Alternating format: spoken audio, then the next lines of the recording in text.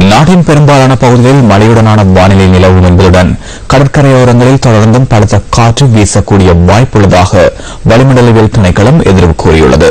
கடலுக்கு தொழில் நிமித்தம் செல்வோரை அவதானமாக இருக்குமாறும் கேட்டுக் கொள்ளப்பட்டுள்ளது. இது தொடர்பான மேலதிக தகவலுடன் இணைந்து கொள்கின்றார் அங்கிருக்கும் வளிமண்டலத்தின் வானிலை அதிகாரி முகமது சாலிஹின்.